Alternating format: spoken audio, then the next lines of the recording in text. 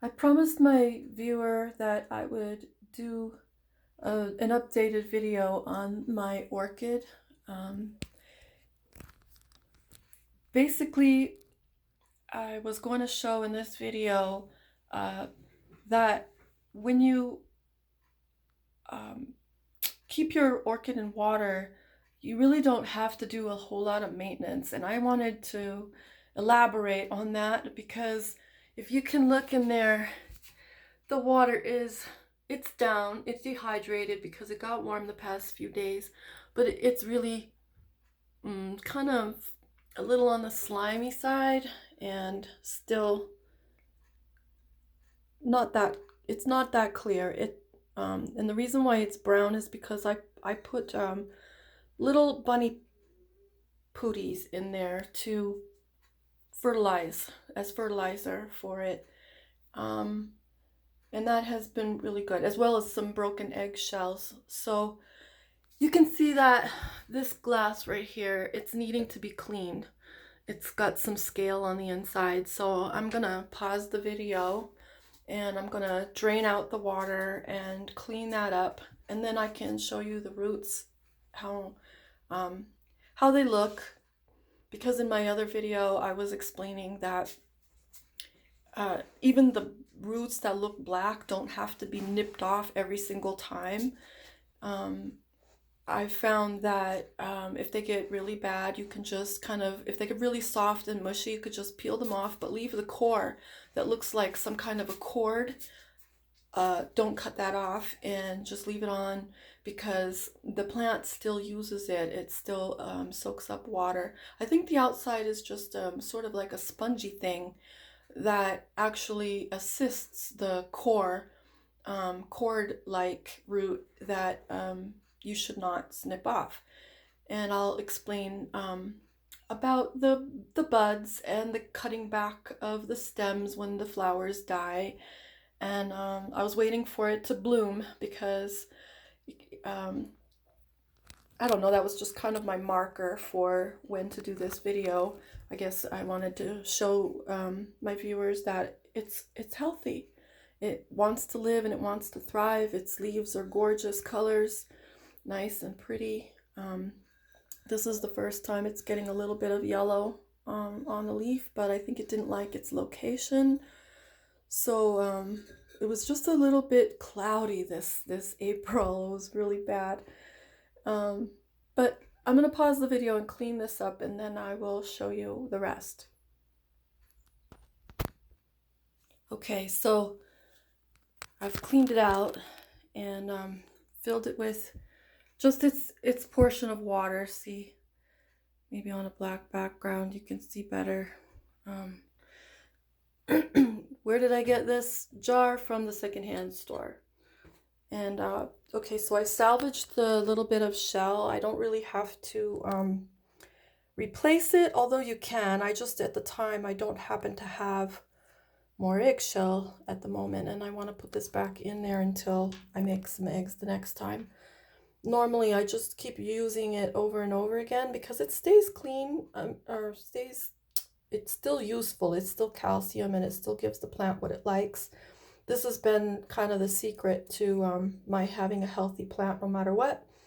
But I'm going to pause it again and clean this little eggshell up. I use this little scrubby thing for most of it. I try not to use soap.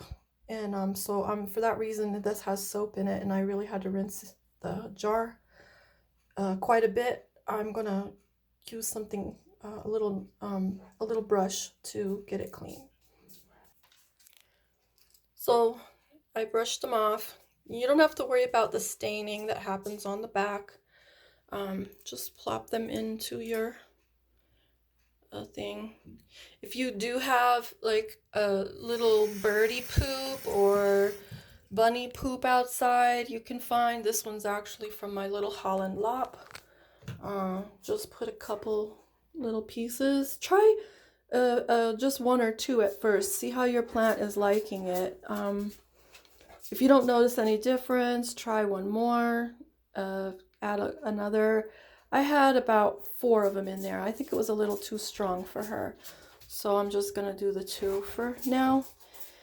And I have to pause it and run and go get what I use to clean my plant's roots so I can show you that. So this is something I made. It's just a little wooden skewer. Cut the tip of it off, and I E6000 a soft what do you call, pom-pom on the end. Make sure that it's like not going to be floppy when you're done gluing it. Mine flops a little bit, but it has just the right abrasiveness for cleaning these roots. And you don't want to scrub them, but you do want to like take off any of the non-personal slime is how I think of it. It doesn't belong to the plant, the slime. So if it's kind of growing from the water naturally, then just rub that off. Don't phobe about your black roots. You can see there is a little bit. Let me just get it in view for you. There, see right in here, there is a little cord, the core of the root. So if you feel this one is not really smushy, it's still serving its purpose. So I'm not gonna take that off. I don't care that it's black. The plant doesn't care that it's black. It doesn't matter. This one's growing a root off of a root. She's got gorgeous aerial roots coming off in every direction. I've actually redirected some of the aerial roots down into the water so that she could absorb, and she liked that real well. I was also going to say, if you don't get every bit of soap off, like if you do have to use soap to clean your jar, definitely rinse it really well. But if you don't get every little bit of it off, don't panic, because a lot of homemade plant fertilizers actually include soap. And if you notice, you get those pump soaps or pump fertilizers that say put it directly on the dirt and it's foamy. That's stuff is in there. We used to make our own. You know, the recipe called for urine, it called for ammonia, it called for soap, it called for soda. And so don't feel funny. Don't feel too panicky about the little thing wants to live, and it will live. Just be simple, and I'll show you how. It's not hard. For the new people that don't like know, you know, when you first get your plant and you're taking it out of the pot and it's got all that dirt and everything in it, just don't worry about it. Get as much as you can off of it. You can use a little toothbrush. You could use pipe cleaner. If you don't have one of these, the good stuff to make this, I used to use the pipe cleaner. I found that the wire in the pipe cleaner makes it a little bit rigid and might rub a little too hard. That's why I use a pom-pom, but you can use a pom-pom by hand. You don't have to glue it to a stick. A lot of things are, just think simple. Just think simple. Your plant is simple. That's how it's living. So think like it does. I know plants don't think. Okay, so I'm gonna pause it, and what I'm gonna do, well, actually, let me just kind of demonstrate. Instead of just robbing you of the whole thing, you know, this is how you're just gonna go through it. I only have one hand to do this, so I am gonna pause it to finish the whole job. But just clean your root, and you might notice a little, like, something. That's okay. You're not micromanaging the plant. You don't want to whoops. You don't want to overdo or over rub and make her raw. She doesn't need to be raw. She just needs a little bit of the slime that doesn't belong to her, that she hasn't created. Because some of the slime they do, when you feel that the root is slimy, it is because they have a natural, it's like little tiny microfibers on it that are soaking up the water. They're the little, like the little suckers, but you can't really see them. They feel like velvet. And you don't want to take the velvet off. What you do want to take is just the slime, very light, not heavy-handed.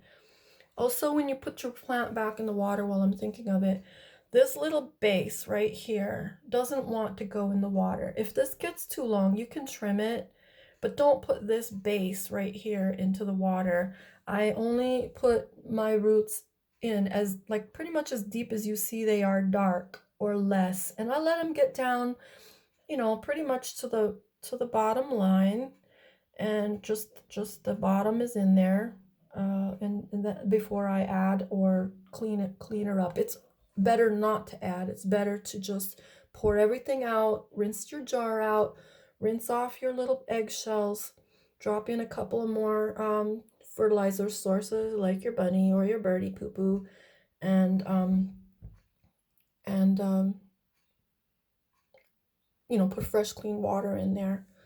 Okay, so I'm going to pause it while I just clean this up a bit because I don't have something to hold my camera, okay? I was going to say, do this with lukewarm water. Don't do it with cold and shock or too hot. If you want to test if it's lukewarm, use your elbow or your wrist. It should be about the temperature that water is when it sits, so it's going to feel a little to the cool side, okay? I also place the roots under the running water. That's okay, it's not too rough. Don't get the whole plant wet. Don't get all the roots wet. It likes some of its roots dry. Sorry for the shaky camera. Like I said, I got one wet hand, the dry one's holding the plant. Okay, so she's all rinsed, and when I was rinsing her under the water, I'm feeling her roots, and I'm looking for anything that feels not necessarily slimy, because these darker ones do kind of feel slimy, but when I say mushy, I feel like I mean like it's gonna fall apart in your hand. If it's clinging fairly nicely to the core, don't take it off. It's still alive. I've actually seen some of these black roots turn green again, and I've seen the green ones turn black and then turn green. I've had a whole tip. I forget which one it was. See, this one here is a little on the dead side. So this right here, it's all like shriveled. So I'm going to cut that off.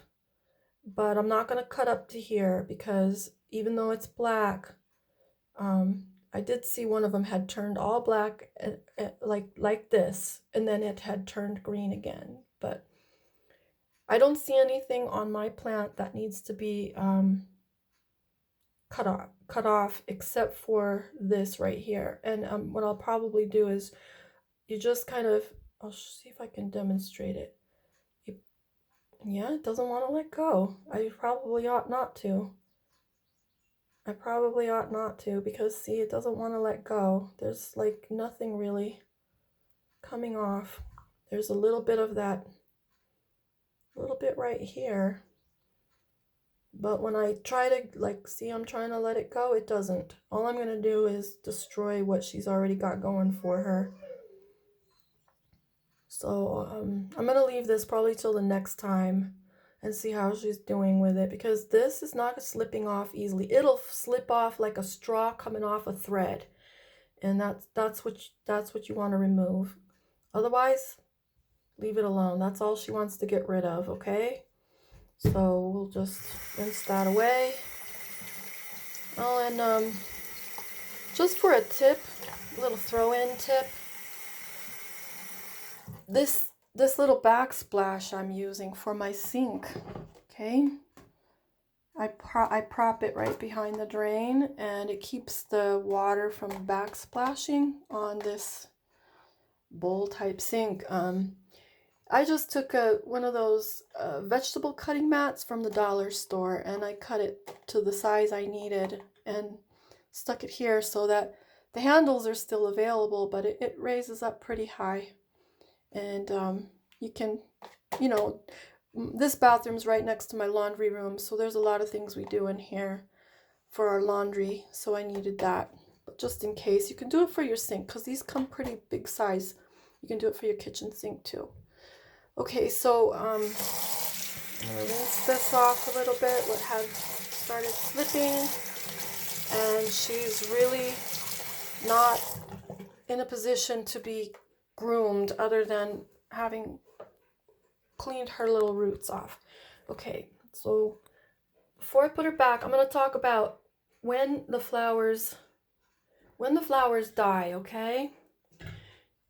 Everybody has the concern. Everybody on, well, not everybody, but everybody I know on that I've listened to on YouTube is talking about cutting these stems back when the flowers die, okay?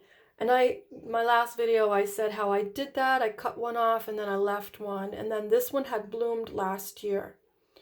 It rebloomed. It dried up. It didn't completely wither like this one is right now. I'm gonna go and get it and show you what it looked like. Hold on. Okay, so she had two stems. This was her second stem from last year. She had a stem before that, was the year before, and I guess she's about close to 3 years old now. Wow. Okay, so the first one, it died, and she had the two. This one came out also. So I cut the first one off as the video recommended, and I was going to cut the second one off. But then I decided, no, let me just see what happens. You know, I want to know for my own self. So I didn't cut it, and then it dried up, but the second year, it bloomed. And you can see that it had this, but it also came out with this one. So while this one was blooming, it gave forth another one, okay? And since this didn't come back anymore and it completely withered, like this one is right here, I went ahead and took it off. It was the first time it wasn't as completely withered as this, but it did look this color. Okay, so this one is ready to come off. It's not coming back. You can see it's not coming back because it would have come back first before it made this new shoot. When it made this new shoot, it just decided I'm not using that one. I haven't checked her over to see if she's got some new stuff, but I don't see another flower bud. She's got new aerial, and I don't see another flower bud stem yet, but never give up, because you know these flowers have really they've really surprised me more than, and this has been like the most rewarding flower I think I've ever grown in my lifetime. So I'm sticking her black roots and all back down in there, and I let her kind of sit up. She sits up on one of her aerials. I think she's turning it into a crutch. She's not. So she's got, let's see if I can focus it. No necessarily new growth, just nothing coming out the center. I think this time last year she only had maybe 3 or 4 leaves. I'll have to check my video, but other than that, she needs to be wiped down for the dust. This is the most yellow I've ever seen her leaf. She's never had leaves this yellow, so I don't know if it's giving up on these leaves. I doubt it. I think I've just I've fussed with her location a couple of times. That's probably the reason why. They like to stay in one location and not get moved around, especially when they're blooming. That's part of the reason why she took so long to bloom, because I wouldn't move her at first. Her buds just stayed forever. But I finally tried to put her in a sunny location, and she started responding to that. So that's why her bud bloomed, and she's getting ready to bloom another. They like the sun, so when their leaves turn reddish, don't panic. That's a good thing. And when you wipe the leaves down, I'm sorry, I'm jumping back and forth, but when you wipe the leaves down, use a damp cloth. 1 second, I'm gonna clean my lens.